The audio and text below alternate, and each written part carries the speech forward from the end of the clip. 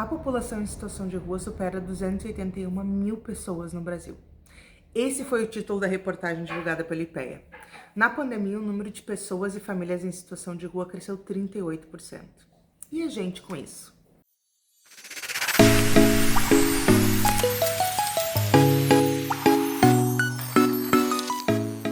Mesmo com esse dado gritante, ainda existem muitas cidades que não constituíram as equipes especializadas em abordagem social. E é sobre esse serviço que eu quero falar hoje.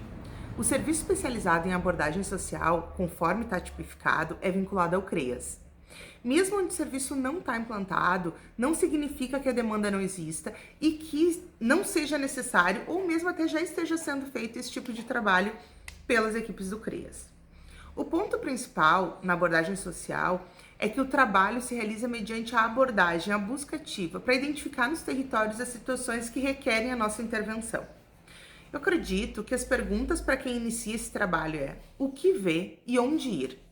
Então vamos começar percebendo que o público usuário desse serviço vai desde crianças até idosos. Ele se destina para aqueles indivíduos, aquelas famílias que usam a rua como espaço tanto de moradia como de sobrevivência. Claro que não significa que toda família, por exemplo, que tem como forma de trabalho a catação, vai ser o público da abordagem social. A gente está falando de pessoas que estão vivendo numa situação de vulnerabilidade e de risco social, não esquecendo que falamos aqui de um público de média complexidade.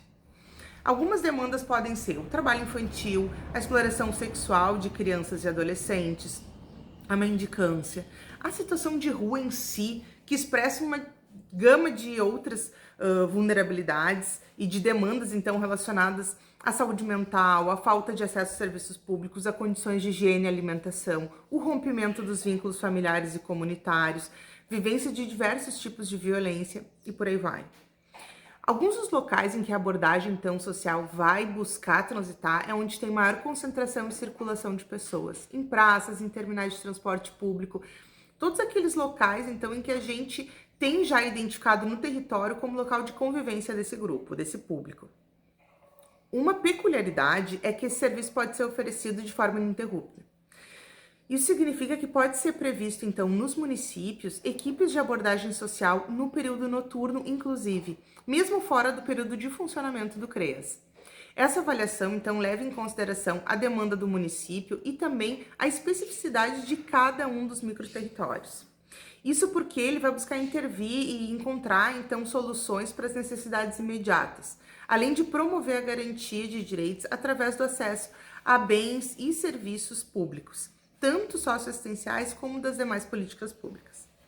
Pensando nisso, uma das estratégias cruciais é a articulação em rede com os demais serviços, tanto socioassistenciais, de proteção especial e de proteção básica, como também dos demais políticas públicas. Claro que aí a gente vai ver conforme a necessidade de cada caso. E também com os órgãos do sistema de garantia de direitos, através da sociedade civil, de grupos organizados, instituições não governamentais e também comunitárias, e além disso, articulação com as instituições de ensino e pesquisa. O desenvolvimento do trabalho social possui alguns elementos que demonstram a particularidade desse serviço em relação aos demais. A gente busca uma proteção social proativa, o conhecimento do território, informação, comunicação e defesa dos direitos, a escuta, a orientação e o encaminhamento para a rede de serviços locais. E aí, nesse encaminhamento, com o acompanhamento e o monitoramento quanto à resolutividade, a articulação da rede, como eu falei antes, o geoprocessamento e o georreferenciamento de informações, que é a forma de organização e de tratamento dos dados a partir de um mapa do território, a elaboração, então, de relatórios.